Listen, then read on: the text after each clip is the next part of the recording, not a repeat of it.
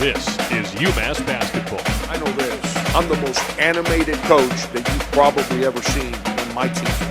Thompson in the front court. Thompson will lay it in. And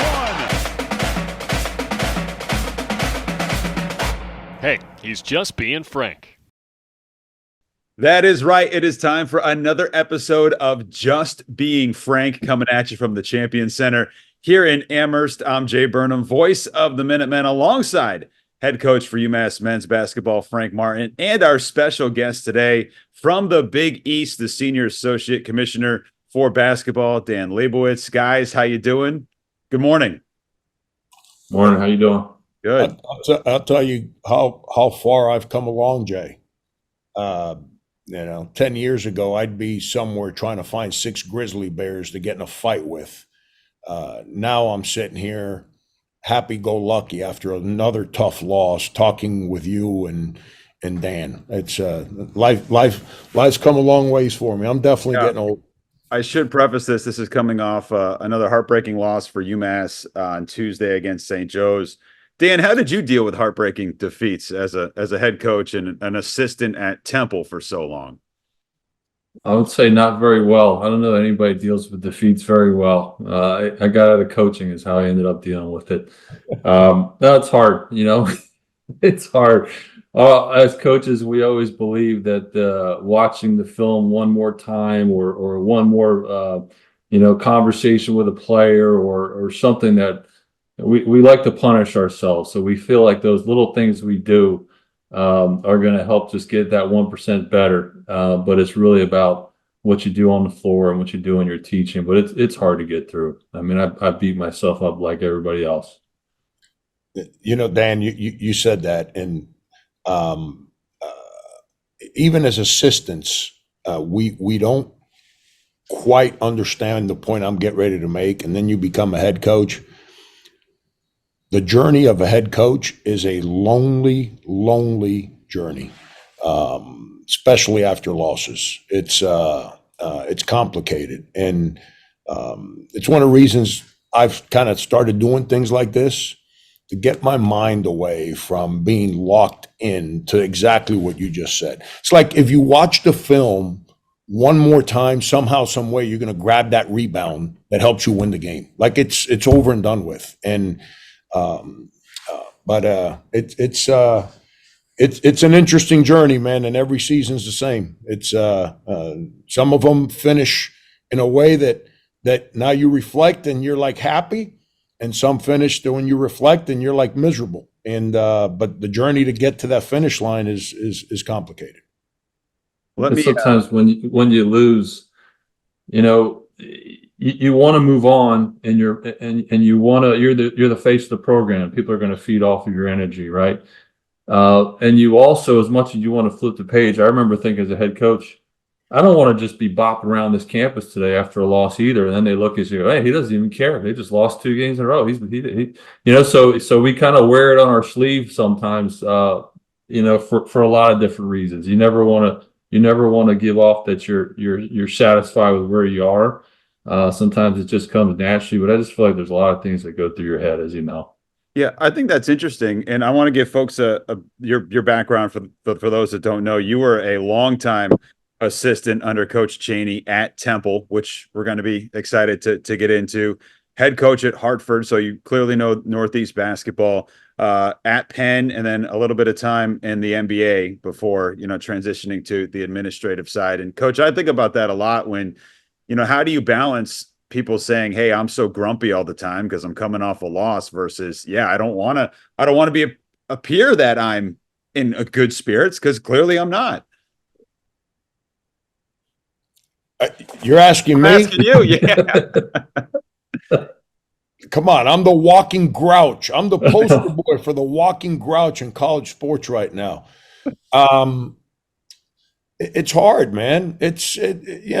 Everyone wants us to be happy and go lucky, and yet we're going to judge every player and every coach based on every single day's performance. We don't wait for the season or the program to grow or fail, one or the other. It is a daily journey like whether or not you can keep your job and whether or not a player is going to succeed and fail based on every single performance. So that's the world that we live in right now. And yet we want coaches to be in a good mood, like, after every single game. And then we have a responsibility to the players to understand. I tell players all the time, I say, if you're struggling with the emotions of the journey of a 30-game season, how you going to play for money? Because even in the worst leagues, you're playing 60 games, not 30. And you're playing not at a school where if you don't go to class, they make you run or you sit for, you get fired. You get fired if you don't show up to play. If you play 60 games a year, you lose your job. How you going to support your family? And then moving forward, like when you get to our age, Jay, I'm lumping you into our age here now. Appreciate it. Yeah. When you get to our age, man, you don't call in sick from being a husband, a father. You take on everybody's problems when you get to our age, and you don't get to say, you know what, my head hurts.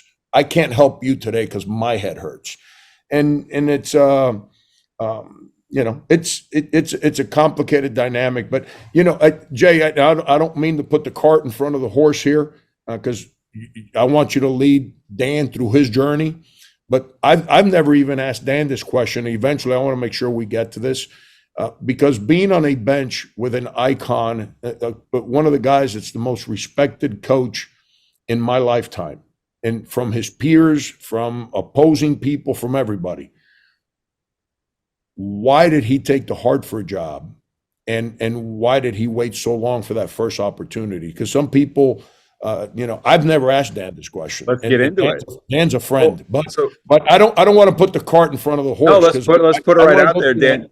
Dan. Because clearly, a lot of success in that stretch at Temple. What spurned your? Hey, I'm sure you had other opportunities at some point to go elsewhere. Yeah, what allowed you to make that leap from assistant coach to head coach at Hartford? Coach Cheney retired. That was it. If he was, that's the truth, man. If Coach was still coaching, I'd be sitting next to him, no doubt. That's all I wanted to do. And I was a nobody. Like I was really fortunate to be an assistant coach for Coach Cheney. And I remember thinking, Bill Guthridge, not that I would ever be Bill Guthridge, but Bill Guthridge got the opportunity to be the head coach of North Carolina after being assistant for Dean Smith for years and years and years. And I remember saying one day when I'm like 60 or something, maybe I'll get a shot to be a head coach somewhere. I swear that was my conversation in my head. Because for 10 years when I was at Temple, all I tried to do every single day was make sure that John Cheney had a good day. And that meant making sure, did guys go to class? Were they in study hall? Did we have what we need in terms of our scouts? I never had a binder. I tell people all the time that are assistant coaches that want to be a head coach, one, like Frank, they should be high school coaches. High school coaches have the ability to fail in their own gym and learn their coaching voice and learn their philosophy. But I never planned on being a head coach. And Coach retired. Fran Dunphy took over. I had an opportunity to stay on with Fran, who I love. And Hartford called. I didn't even know the Hartford job was open. And I remember Coach Cheney saying, for the rest of your life, no matter what happens, they'll look at your resume and they'll say head coach. He was a former head coach, or hopefully it goes from there and you move on. And that was his thing. You might not get the plum job you want as your first opportunity, but it's a chance to lead your own program.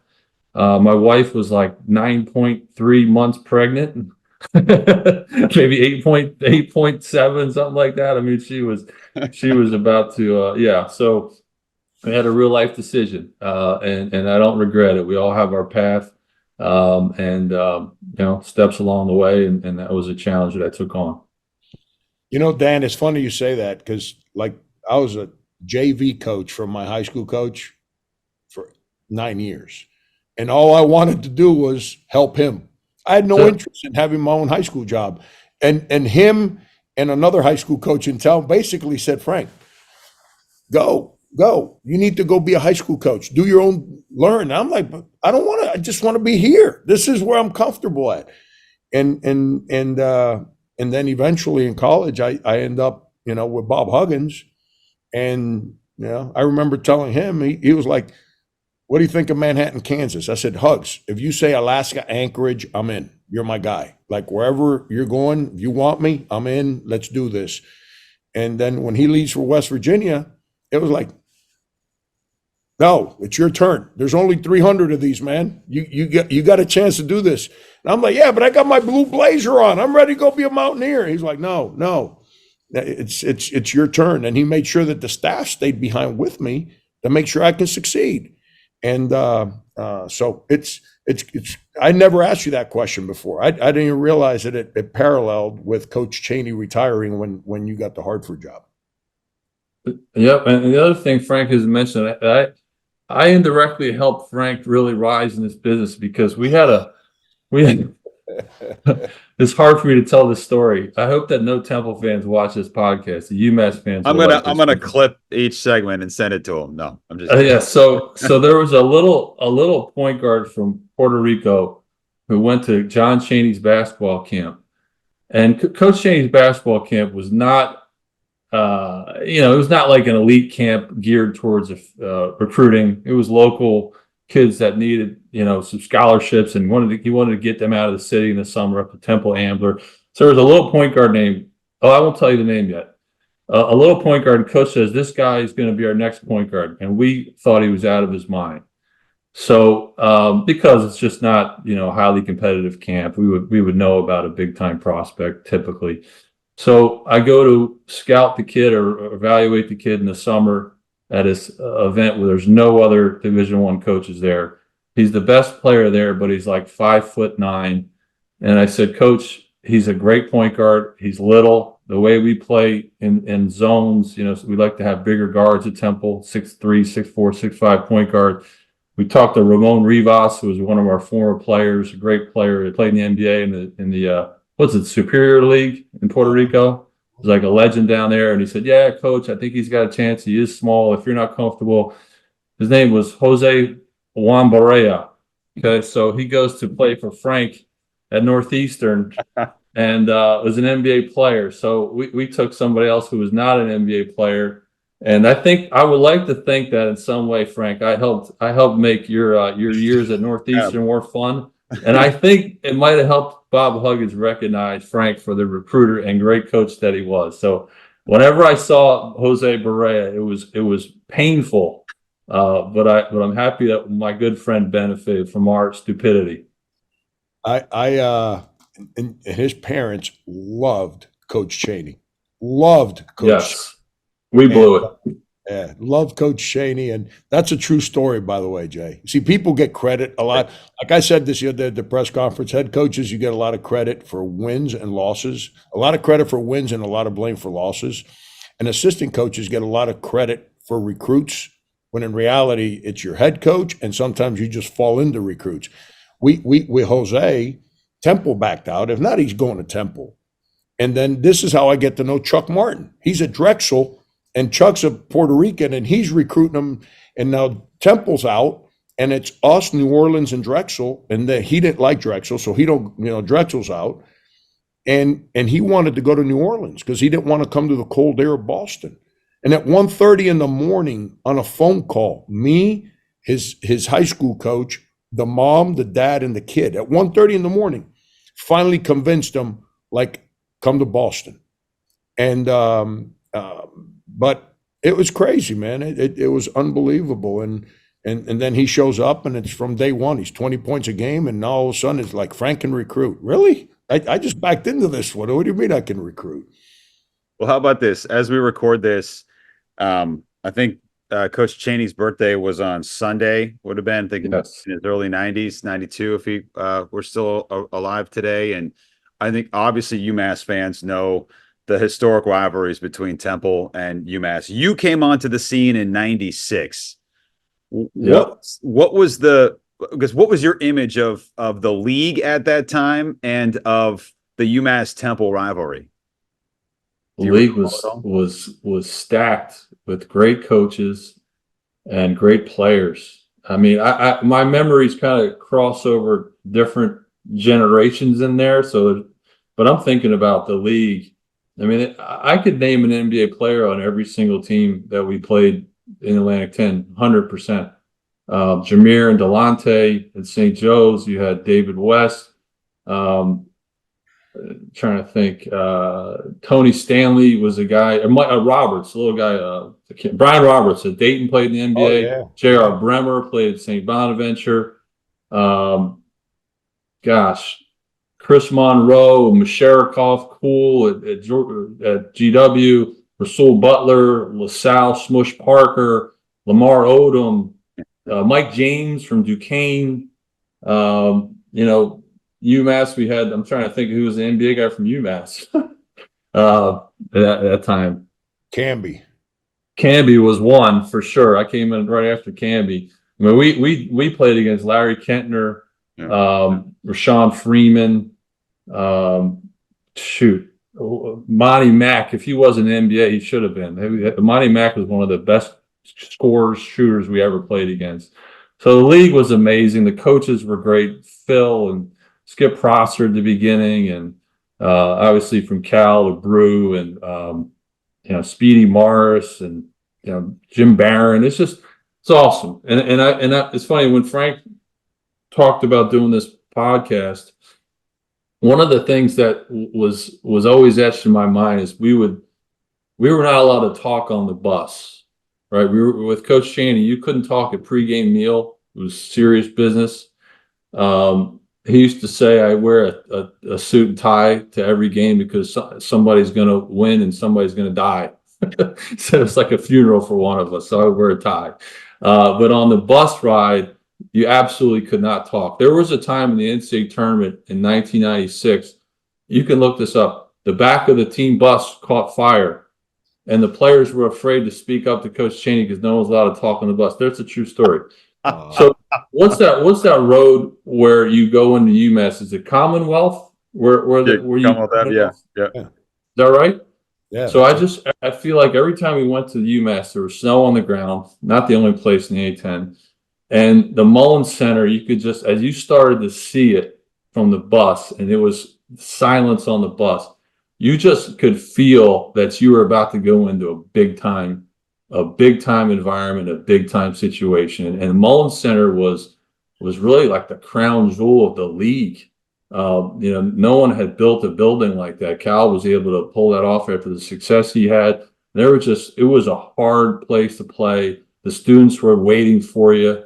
As soon as you went in there, an hour and a half before the game, they were there. I would say, without looking at it, we didn't have a lot of success there. We had some big time matchups against some really good teams, but it's just every single night it was challenging, great environments. 5-6 teams got in the NCAA tournament some of those years. And I love what I love about the Big East, and I love about the Atlantic 10 is, Frank and I came from a league where football was king, and not that you couldn't have good basketball, but this is a league where basketball is the show. I mean, where that's what the students are really excited about, and that's what the administrative is. That should be the North Star of every school in the Atlantic 10 is basketball. So it's just an awesome thing. And it was a time, I'm giving you a long answer, but we were getting exposure. We were getting ESPN, ESPN2. We played in the 9:30.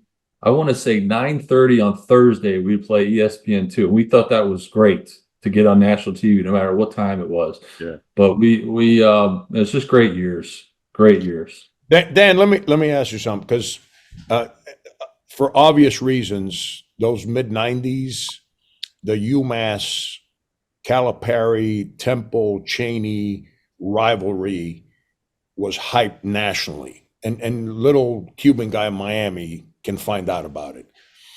Eliminate UMass from the palette there.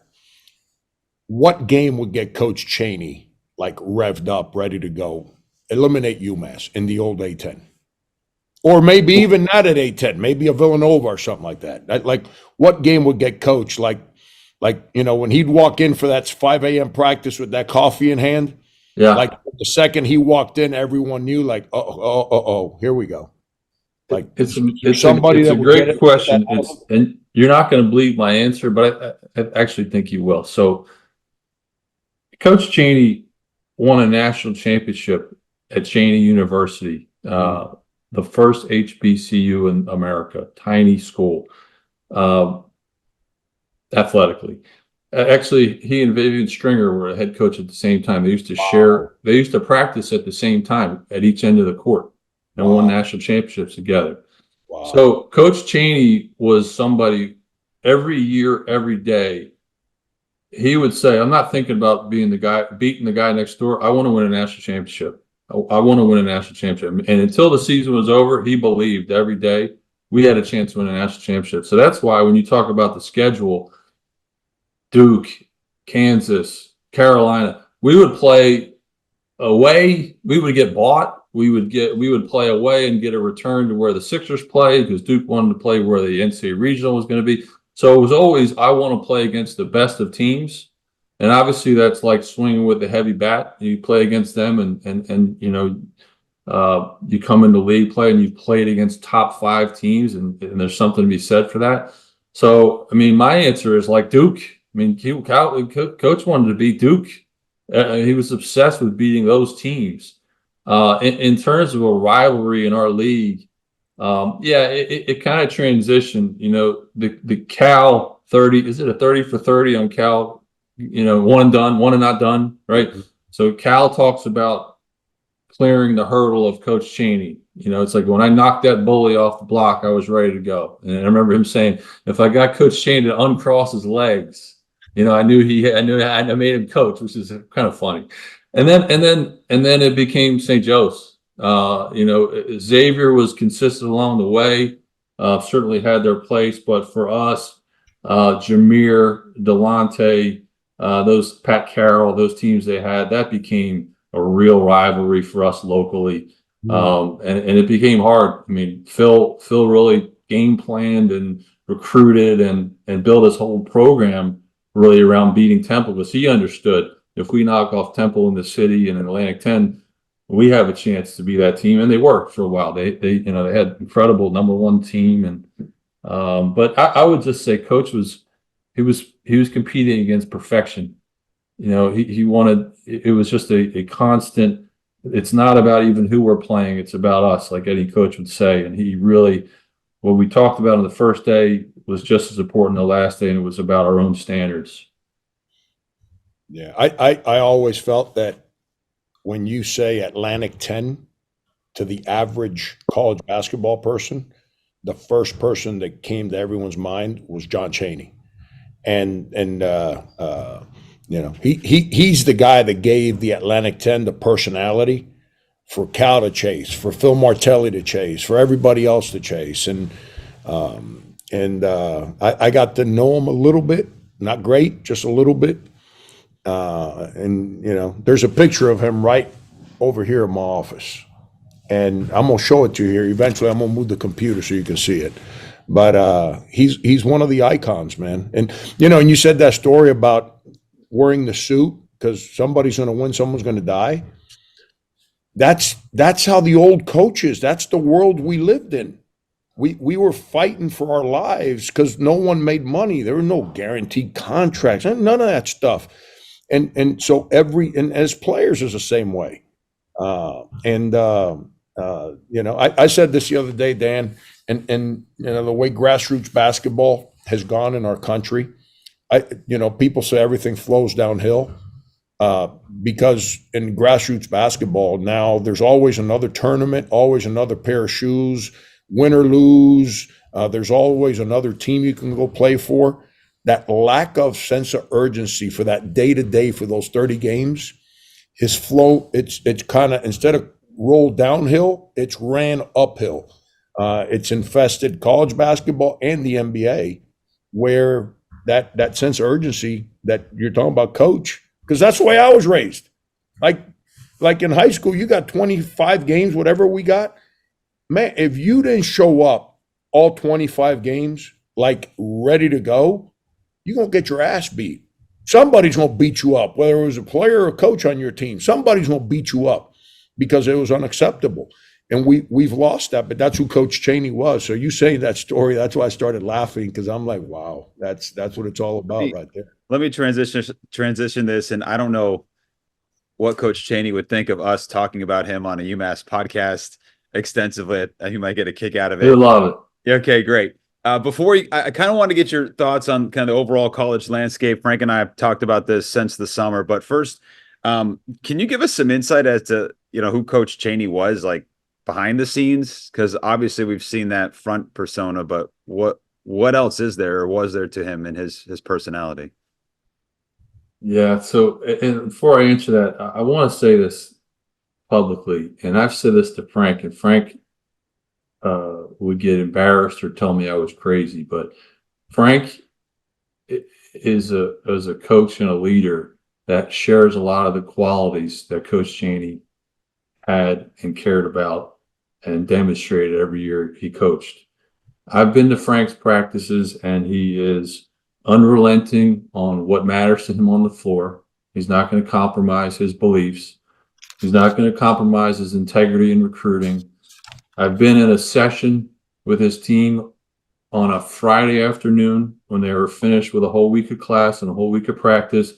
And Frank, correct me if I'm wrong, I think the players had to talk about a life issue or raise questions for the team about a life issue.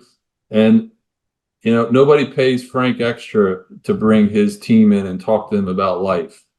And professors don't keep students after class and talk to them about life. And Coach Martin is a coach's coach. Everybody knows that he's a voice that's about the right things in youth sports I've seen him talk about, in college athletics. So I hope and I trust that UMass understands what they have sitting in that chair.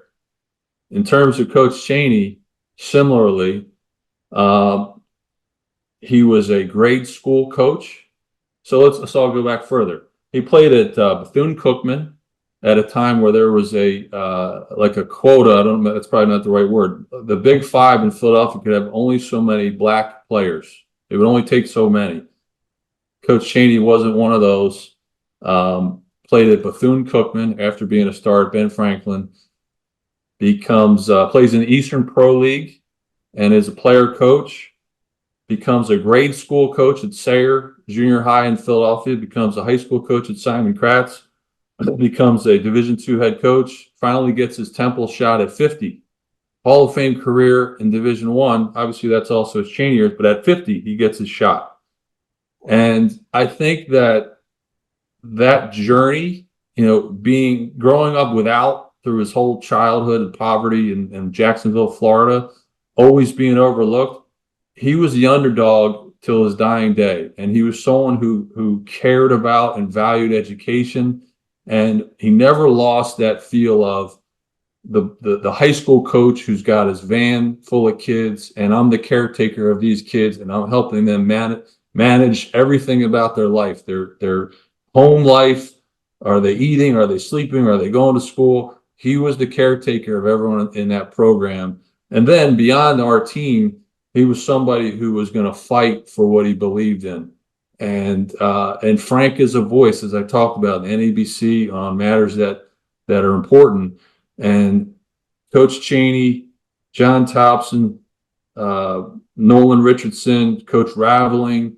I have so many coaches say, the Black Coaches Association or our coaches meeting nationally had so much more weight and so much more behind it when those guys were speaking their minds, and Coach was going to, above all else, speak his mind on things that matter. Who was his confidant in the business, in the college profession? Was it Big John? He would talk to Big John. Big John would call, and you knew that was important. If you were lucky enough, he'd put him on speaker and we'd be allowed to listen. Really. I'm sure the language in that conversation must have been real a treat.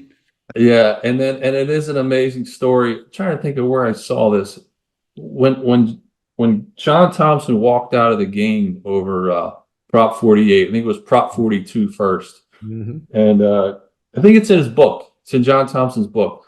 Coach Cheney said, "Why didn't you tell me? I'd have walked out of my game too." He said, "Coach, I can do that here at Georgetown. You can't do that. I can't. I can get fired. They're not going to fire me. I want a national champ." That's what he said. "I need you to coach your team. I'll worry. I know you're a fighter. I got your back." So that was one. Fang Mitchell, Coppin State. That was one of Coach's guys. He went to a Final Four. He was going to hang out with Keith Johnson and Fang, his Cheney crew. Loved Speedy Mars. Loved Dumpf. The city guys. Yeah. So yeah, that was his crew. Because UMass folks saw this between him and Cal. At the end, tell UMass people what the perspective from the Cheney side was about Cal. As I said, Cal was a new guy on the block, put together an incredible program and great players. And, they banged heads on the floor. They banged heads in recruiting. There were Philly kids on some of those UMass teams and probably a few others that they tried to get. But it landed in a place of real respect and friendship. And one of the things that happened was Coach Cheney's mother, Early Cheney, was blind from diabetes and passed away many years ago. But Coach did some fundraiser, I want to say, around diabetes. And Cal came on like this program and was roasted, basically. He allowed himself to be like, for this cause. He came and he spent the night and he was a real good sport about it. And they got up there and yucked it up. And it was a real icebreaker for them. And I would say from that point on, which was many years ago, that's probably like the late 90s, early 2000s. And then people might not know, when Cal got the Memphis job, they needed a big time home game for his first ever game at the Pyramid then. And it was Temple because they had that friendship. And he said, "I'll come down." By the way, we did beat Cal in his first game, I think. I think so. We'll look that up. But yeah. So it ended in a good place. And then, while I was working at the SEC, there was kind of like a good, healthy, like, you tell Coach when you talk to him, and then Cal, Coach would tell me, "You tell Cal his team's got to do this," and he was always coaching everybody's team. He told me, "Don't let Cal get you sideways on officials." That was when I took the job. He was right. Cal was good. Dan, what is, like, you're at the Big East now. You're on the administrative side, associate commissioner. But what are some of your responsibilities? I want to ask you who the next head coach at DePaul is going to be, but what's going on with the Big East and your role, and how do you see in this ever-changing landscape of conferences, right? How are you guys kind of insulated from any of that? There's a lot in that question. Sorry. That's loaded there, big boy. That's loaded. I'm not touching that one. That's like when you're at a press conference and you ask 3 questions. And can I ask one? And you just hold for a second. I'll do one at a time. All right, I'm not going to touch the DePaul next head coach. Right. I feel for Tony Stubblefield, another guy who's a great guy and respected and been doing it a long time. And you never like to see that happen. In terms of my role, I mean, it's like I always say to teams, if you're a player who cares about your program, you wake up every day and what can I do? Do I make sure I go to class, I get my treatments, I get my sleep, I eat right, I'm ready for practice, I put in a full day for my coach. Coach Martin is the whole program, right? My staff, make sure we have a practice plan, make sure we're recruiting, every single day I'm caretaker of my program. I wake up every day and I think about what's best for the league, what's best for all 11. So over the course of the year, that's scheduling. Ours is super. There's nobody in America, maybe in all sports, with a harder schedule than us because we have public buildings. You've got NBA arenas. You've got people. UConn plays in 2 arenas. Villanova plays in Wells Fargo or Finneran on campus. Crazy buildings. And then when you do that, you got to wait for the NHL schedule, the NBA schedule, monster trucks, Disney on Ice, all these things. So scheduling, officiating, which is like never goes away. As long as there's a winner or loser, somebody's going to be upset about officiating. We got a great coordinator, John Cal. being there for the coaches, as Frank knows, I can't always give you the answer that you want. I'm going to listen. I'm going to try my best to do right by our coaches. Looking ahead to the Big East tournament, all these years in coaching, I've never been to the Big East tournament, so I'm excited about the Garden. Really one of the best events, I think, in college basketball. Great. Yeah. Talk to the selection committee about our teams. I advocate. People might not know that conference offices have intersections with the committee at maybe once a month during the year, where you say these are our teams. This is who we think should be in. Later on, this is what the seeds should be. Public relations, talking to writers.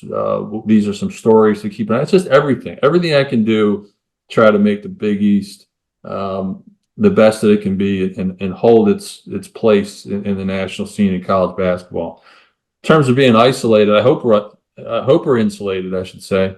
We have one member that plays football at a high level. That's UConn. That's a little bit different. We've got a couple others that play 1AA football, but UConn is committed to basketball like the rest of us, are a little bit different in that regard. But to have 11 universities that are really focused on basketball first and has the ability to make Final Four runs and national championships and has academic alignment. We've survived. We've survived this the latest round, but you just never know how things are going to take shape. What do you think, Frank, about the current state? And we're talking about the Big East, and we obviously there's some crossover, but you talked about the old A10. Feels like there might be some similarity when you think about kind of what the A10 was 20, 30 years ago.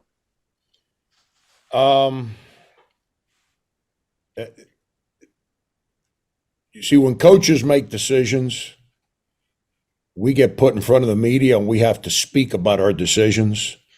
Now, Dan's going to get a kick out of this. And I don't say this in a harmful way. I say it in a joking way, but it's truth. The suits work in private offices and none of us know what they're doing. And there's all kinds of decisions being made that boom. And we're all like, what? I remember being in the Big 12 in 2010, I want to say. And which the whole deal, Texas going to the Pac-12 and Rick Barnes, Bill Self, me, on the phone, like round the clock. And the reason Bill Self and I were on the phone with Rick Barnes, this is Bill Self in Kansas. We were all getting left out. And we were scared that we're going to end up in the Mountain West Conference, because if Texas had left to the Big 12, Nebraska was out, Oklahoma was out. It was over. And then they end up keeping Texas. Nebraska leaves because then the powers to be, and I don't want to speak on details I'm not clear of, but there was a lot of dissension because Texas was allowed to allow the league allowed ESPN to create the Longhorn Network for Texas. So then Oklahoma was never happy. A&M wasn't happy. Missouri wasn't happy. So eventually led to everyone thought the Big 12 was over and done with, but they've reinvented themselves. And I don't know, man. I used to get a kick out of leagues when you knew who your UMass Temple, it's coming. They're coming to Mullins. We're going to Philly. It's coming. It's there. It's on the table. URI, that I'm sure you guys had some incredible games with URI too back in the day. Big time. But everything that made it fun is everything's 3-4 hours away. Now our leagues have gotten different time zones, and I don't know. I don't have and I'm not into criticizing. I get it, man. I get it. Everything's gone up, and you got teams in outer west. Think about the soccer team at Oregon is going to play on a Tuesday afternoon at Maryland. Like, come on, man. Like, what are we doing? But to each their own. It's decisions are made, and away we go, man. It's I'm not here to criticize. You asked me a question. I'm giving you my opinion. I will say you mentioned the Big East tournament, and I was able to take part in that last year. We were down in Brooklyn for the A10 tournament. And that's a vibe, man. That place gets rocking. That's a really good, like, if you're a fan of just a sporting event, I mean, that's one to go to. The Well, garden has a different feel. It's just unique. Yeah. Hey, Dan, we were there for like a Tuesday afternoon game, took a 50 spot and went home. So Jay was able to stay behind and enjoy I New wasn't York. gonna bring that up, Coach. We were there. Yeah, Frank, get back to the loss. We were there for that 1920 game at 2:00 in the afternoon on Tuesday. No one in the building knows you're playing. We took a 50 spot and went home. Jay stayed behind and enjoyed New York. I did. And, I wasn't going to bring that up. And, I know that kind of stuck with you all summer, Coach. So I thought we had put that in the past. Dan, do you have any questions? Maybe you can edit that part out. Do you have any questions or anything you want to touch upon? You've said some really good things about Coach Martin. We really appreciate you taking the time this morning. Do you have any thoughts, a story when you first met Coach Martin, or a question you might want to ask him while we got you? I'd just say on the league, all of us that were a part of the Atlantic 10, and maybe we're not there now. We look upon those as some of the best years in basketball. And it was, as I talked about, really just growing in terms of exposure and the great coaches and the great players. By the way, our TV people, Atlantic 10, Doris Burke was just getting started. Jay Billis was just getting started. So I got to know those two because Coach Chaney would never talk to the TV people the night before the game. They would all call me. So it was like a way for so many of us to get starts in different ways. But we look back at it as such a perfect time, such a great competitive league. So all of us root for the Atlantic 10. I love to see Frank back there. I root for Frank. I know when you hire Frank Martin, you're going to have an identity immediately. That's exactly how Frank's team's going to play, and nobody's going to want to play against him. So, my story with Frank, I don't know what to say. I mean, I probably got to know him somewhere around the Berea deal because we were both watching his games, etc. I remember I did tell the story for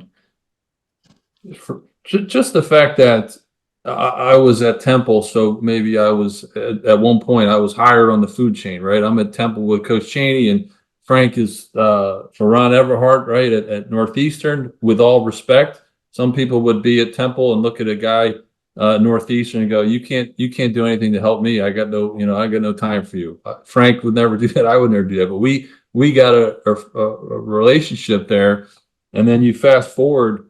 Frank is at South Carolina and trying to get the SEC job, and all of a sudden, this guy that I became friends with, he helped me out. He went to bat for me. So I just think, as a profession, coaches got to look out for each other. You can't get arrogant about the logo on your shirt, your team logo, because that thing can change in a week, and you got a different shirt on. You got to be the same person. So. That's what I appreciate about Frank. He's genuine. He cares about people, and you guys are lucky to have him. Thank you, Dan. Yeah, well said. Yeah, Jay, can I say a Coach Chaney story real quick? I'd love it. Sure. I think I've shared this one with Dan before, but he loves these stories because they're real. So, I'm coaching high school basketball, it's the late 90s, and George Raveling has about 30 of us high school coaches at Nike would sponsor at a meeting in Atlanta. And he puts us in this little ballroom, and he has a table. And on the table, he's got Big John, he's got Coach Chaney, George, Coach Rav is up there. And there's an ex-coach who had become an administrator. I'm not going to mention his name because he's passed away, and it's not fair to him. And they were sitting there were like 6 or 7 people at the table, and Coach Chaney was in one corner and this administrator was in the other corner. And the conversation came up about Proposition 48 because they were trying to reintroduce it under a different name. And Coach Chaney made a point. Well, that administrator said something that went against what Coach Chaney said. He got up off his chair. "I'll kick your ass. You don't know anything. You don't care about these kids. He charged them. And now they get between them and he turns around and leaves. So, they finished the deal and so we're sitting around, Kevin Boyle, myself, Steve Smith. I can't remember who the other high school coach was. We're sitting with Coach Rav, and Coach Rav said he had to catch a flight anyways. He needed to get out of here. but it triggered him because it wasn't about Temple. It was about kids. Yeah. And it was about the average kid being deprived of something because of some rule that was trying to get snuck in the left. And that was him. And it wasn't in a meeting where that decision was going to be made. It was just him standing up, man, for people that came from that background that Dan's talking about. And that edge, man, about like always having to play uphill. And so I loved Coach, man. When Dan says the stuff he says, it hits me hard because I was brought up under those values and those disciplines, and it's all I ever care for. They're not when they put us in the ground, man. People don't talk about wins and losses. They talk about who you impacted in life. And Coach Chaney, the impact he had in people like me that he really had nothing to do with, but he impacted my life as to like be who you are, man, and be about the right things. And that's what it's all about. Coach would say, access and opportunity. Access and opportunity. We talk about it all the time. We would do a home visit, and he would say, "How many of you, it'd be grandma, grandpa, and mom and dad, hopefully, and brother, sister, maybe younger. How many of you have ever went to college and have a degree?" And unfortunately, a lot of times the answer was nobody. And he would say, "You have an opportunity to get a degree and change the course of your family's life, because all of a sudden your little brother visits you at college and says, 'I want to be like Jimmy and go to college one day.' And your sister says, so you raise the bar for your entire family." So when something like an SAT or ACT score gets in the way or got in the way of that, which is, now you're seeing Coach was right. We're getting rid of the SAT score and the ACT score. Unfortunately, it happened after he passed away, but we finally understood that it can be arbitrary, and it can be the byproduct of the schooling that you had, a public school, in Philadelphia or Detroit versus a private school somewhere else. So he wasn't just fighting for the sake of fighting. He wasn't fighting about block charge. He was fighting about life, about opportunities and changing the trajectory of somebody's family. Dan, I got a million more questions to ask you, but I think we've taken up enough of your time. I was just curious, last one for me, in your head coaching career, you seem like a pretty mild-mannered guy. Did you have some of that fire or some of that Chaney? He's from Philly. He's a Philly guy. Oh, like, man. are you kidding me? Maybe I should. It is really interesting, because for every Frank and every Coach Chaney, there's an assistant that has to come in and say, "Don't listen to how he's saying it. Listen to what he's saying." So I was like a really good buffer for Coach Chaney. I had a lot of big, tough 6'10" guys that you wouldn't want to mess with cry in my office. Okay. So I think it helps me in my role today, because I have nothing but hard conversations. So it was hard to kind of let go of being that. But yeah, I would say I was always calm on the sideline, but I got after our guys in the huddle in the locker room for sure. Dan, great demeanor. Like Anthony Grant's the same way. Great demeanor, but I'm just telling you, he's a Philly guy. You can't be an Eagles fan. You can't be a Sixers fan and not the fire in your gut not burn for things getting done the right way. It's now I say that jokingly, man. It's and I'll leave it at this from my standpoint here. Yeah. A lot. That's why I asked why he took the Hartford job. I had no idea. I'd never asked him that question, because there's a lot of guys that sit back and they just wait for the perfect job. And then there's guys that got great assistant's job and they end up taking hard jobs. And every job is hard. None of them are easy, but some are harder than others. And obviously you see what Hartford just went through, which was, what a shame that they went 3 and all that. But that's not one of the jobs that guys that are sitting in a good chair as an assistant coach, they weren't knocking people over to go get that head job. And I never asked Dan that question. It's not a knock on Hartford. It's just the truth of the business. So it's Dan's journey. And by the way, his journey and understanding of what coaches go through, what makes him so good at what he does. Because there's days that as coaches we're frustrated with officials, with the schedule, the way the schedule breaks, and there's days Dan sits there and listens and lets it go, and there's times he says, "Hey Frank, I hear you, but nah, man, ain't nobody doing harm against you here, so relax, go do your job." And that's the trust factor that he gets from us coaches to help us manage the season's complicated. The season is really complicated between the schedule, the referees, the players, the winning, the losing, the fans, the administrators, and having someone in Dan's chair that comprehends all that is really helpful to us. Thank you. Dan, thank you so much for taking the time. Good luck the rest of the way. You're down in New York for the tournament, all right? Yep, rooting for UMass. All right, that is Dan. Hey, Jay. Yeah. A little birdie told me that he's making an appearance at Providence for Ed Cooley's return here pretty soon. Oh, okay. Yeah. Make sure you wear a helmet. Bring your SEC helmet and put that cinch strap in. It might not be all peaches and cream, but hopefully the Flyers can move on and we can have a great game.